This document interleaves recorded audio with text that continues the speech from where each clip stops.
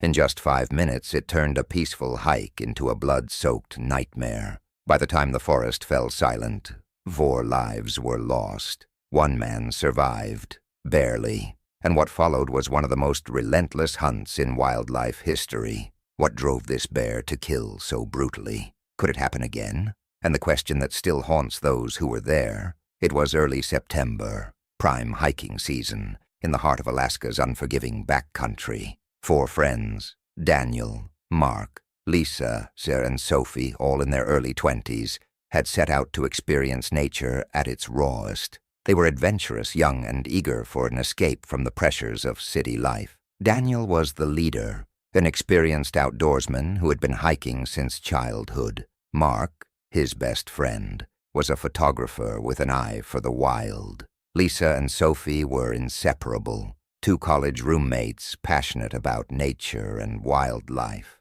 For them, this was meant to be the trip of a lifetime. The group had chosen a secluded trail deep in Alaska's wilderness. The area was known for its breathtaking landscapes, dense forests, glacial rivers, and towering peaks. It was also prime grizzly territory, but they weren't concerned. They had done their research, packed their gear, and even brought bear spray. They were careful, or so they thought. The first 2 days of their trek were nothing short of perfect. The group hiked through ancient pine forests, camped under starlit skies, and took photos of the endless beauty around them. But the wild has rules, and sometimes ignorance can be fatal. On their 3rd day, the hikers came across a chilling sight. Fresh claw marks on a tree, deep, deliberate, territorial, a grizzly bear's warning. Mark, the photographer, snapped a picture. "This is insane," he muttered. Lisa shuddered. "Are we sure we're safe here?" Daniel dismissed her fears. Bears usually avoid people. "We're fine." But they weren't, not even close. That evening they set up camp by a river. The rushing water masked the sounds of the forest, the whispers of branches, the rustle of undergrowth. They cooked their food, laughed, and talked about what lay ahead. But as they sat by the fire, they weren't alone. Something was watching. Lisa was the first to hear it. The distant snap of a branch. She stiffened. "Guys, did you hear that?" The others stopped laughing, straining to listen. Silence. Then another snap. Mark turned on his flashlight, scanning the darkness. Nothing. Daniel shrugged. Probably just an animal. It was an animal, but not the kind they could ignore. Beyond the flickering light of their fire, hidden deep in the shadows of the trees, a massive grizzly bear stood motionless. It had been tracking them for hours, watching, waiting. Its muscles were coiled, its breathing steady. It wasn't scared. It was hunting. The group eventually dismissed their unease and retreated to their tents. But Lisa couldn't sleep. Her instincts told her something was wrong. She lay awake, listening. The sounds of the forest were too quiet. Then, a deep, guttural huff. It was close. Too close. Lisa sat up, her heart hammering. "Daniel, wake up!" Daniel groaned. "What now?" She hesitated. I think there's something outside." He sighed, grabbing his flashlight. "Fine, I'll check." He unzipped the tent and stepped out. The fire had burned low. The shadows were long. The air was ice cold. And then he saw them. Massive footprints. Fresh, deep, leading straight to their camp. Daniel's stomach twisted. This wasn't just an animal passing through. Something had been here. Something was still here. At dawn, the group packed up, shaken, but relieved that nothing had happened. Mark joked, trying to lighten the mood. Maybe Bigfoot came to visit. Nobody laughed. They had planned to hike deeper into the valley, but after last night, they decided to take a shortcut back towards safety. The forest was quiet, too quiet. Hours passed. The tension began to fade. Maybe they had imagined it. Maybe they were just paranoid. But as they followed the narrow mountain path, they failed to notice the signs. The silence, the stillness, the absence of birds, and the unmistakable scent of something primal in the air. The predator was near. It had waited all night. It had studied them, and now it was ready. They would never make it out of the forest alive. It happened in an instant. A low growl rumbled through the air. The group froze. Then, The sound of thunderous footsteps. A massive shape exploded from the undergrowth. Daniel barely had time to scream. The grizzly bear charged at full speed, unstoppable, relentless, its jaws parted, its fangs dripping with saliva. Mark turned, his camera still in hand, his final instinct to capture what was happening. But he never got the chance. The bear's claws tore into his side, lifting him off the ground like a rag doll. Lisa and Sophie screamed, stumbling backward. Daniel reached for his bear spray, but it was too late. The bear wasn't stopping. It wasn't defending itself. It was killing. Within seconds, the nightmare had begun. And in just 5 minutes, it would all be over. The wilderness is unforgiving. When nature decides to strike, it does so with unimaginable force. Fast, brutal, and without warning. The 4 hikers, Daniel, Mark, Lisa, and Sophie, had unknowingly walked into the deadliest 5 minutes of their lives. This wasn't a chance encounter. This grizzly wasn't startled. It was hunting. And now it had begun. Mark never stood a chance. The first strike came with devastating power. The bear's claws sliced through his back like paper, the impact lifting him off his feet before slamming him into the dirt. A sickening crack echoed through the trees. His camera, once clutched tightly in his hands, rolled into the grass. The lens was cracked, the strap twisted. The last thing it ever captured was terror. Mark tried to crawl away, gasping for breath, but the bear wasn't done. The grizzly lunged forward and clamped its massive jaws around Mark's skull.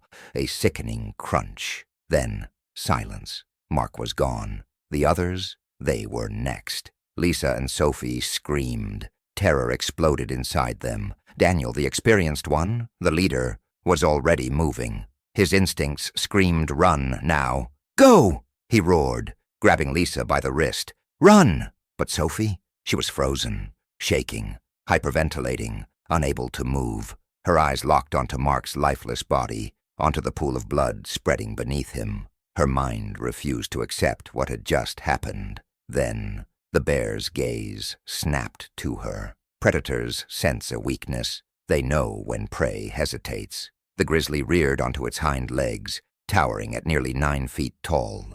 Then it dropped back down and charged. Daniel and Lisa had already taken off, sprinting toward the trees. Sophie was alone.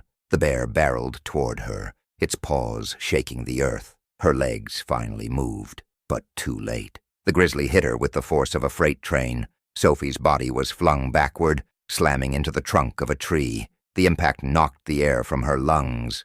She gasped, tried to scream. The bear grabbed her leg in its jaws. She kicked, sobbing, punching at its face, clawing at its eyes. It didn't matter. The bear yanked her forward and clamped its teeth around her throat. Sophie's body jerked violently once, then she went limp. Blood spilled into the dirt, and just like that, the second victim was gone. Lisa and Daniel ran for their lives. Their lungs burned, their legs ached, but adrenaline kept them going. Behind them, the sound of branches snapping, heavy breathing. The beast was coming. Lisa sobbed as they sprinted. "Daniel, where do we go? Where do we—" A sharp drop appeared ahead. A ravine. Too steep to climb down. Too late to change course. Daniel made a split-second decision. "This way!" he shouted, veering to the right. Lisa followed, but her foot caught on a root. She went down hard,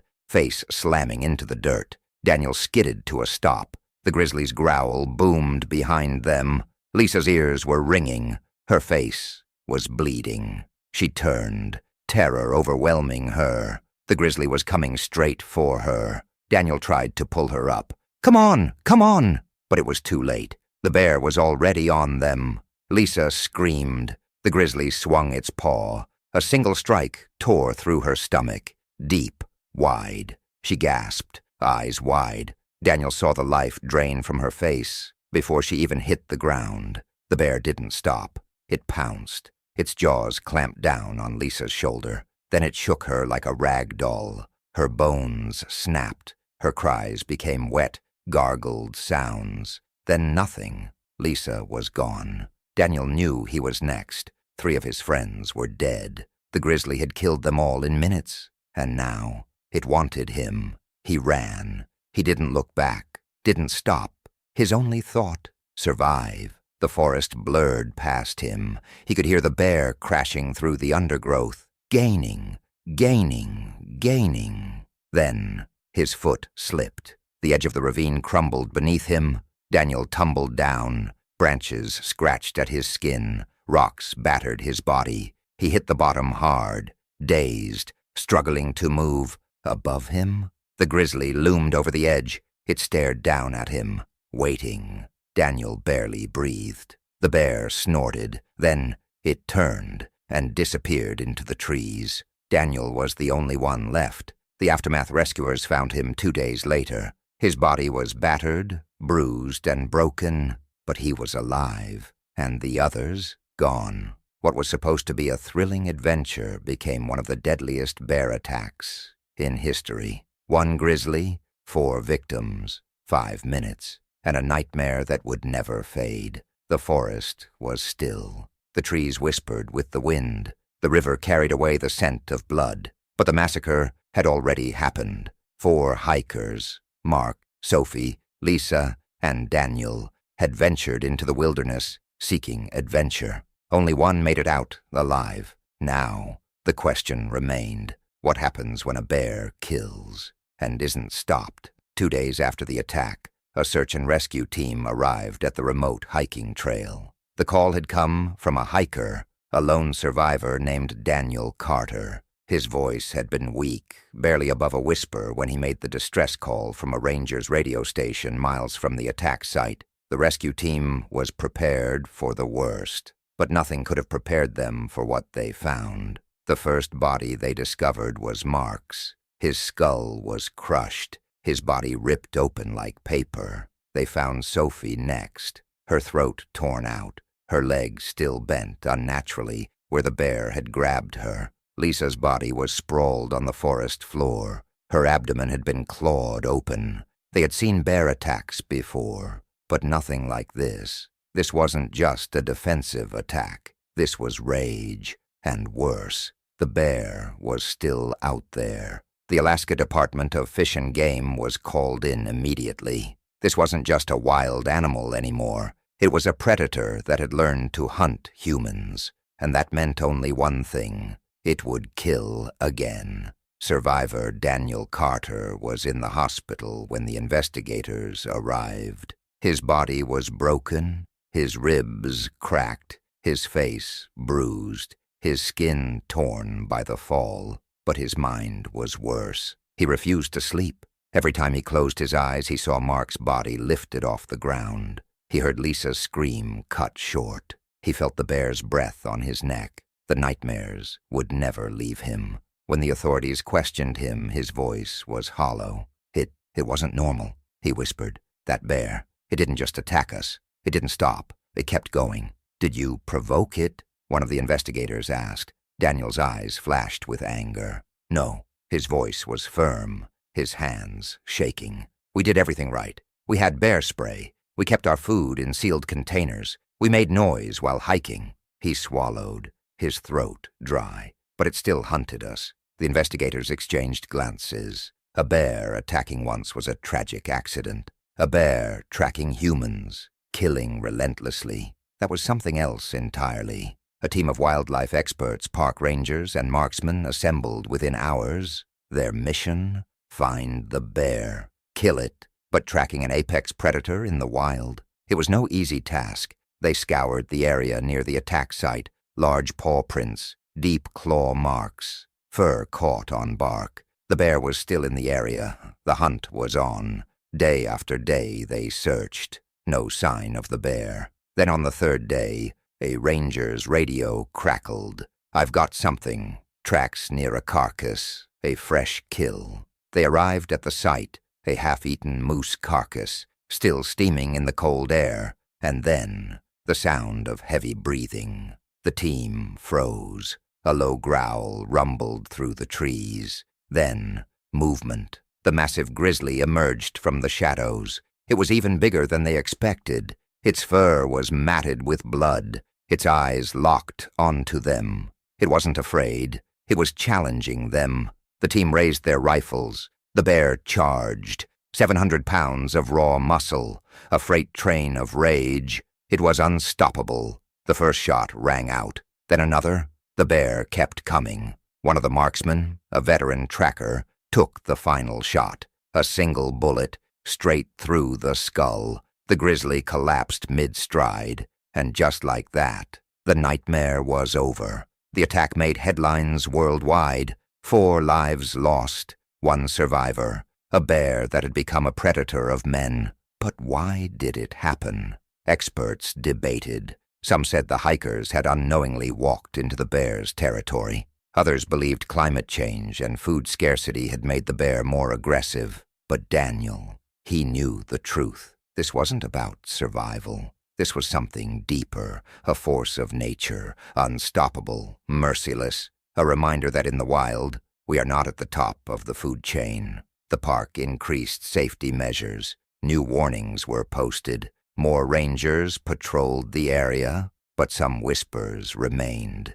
Hikers claimed to hear something in the dead of night. A deep growl, heavy breathing, the sound of footsteps in the brush. Some believed the bear's spirit still roamed the woods, that it was still watching, waiting, and one day it might return.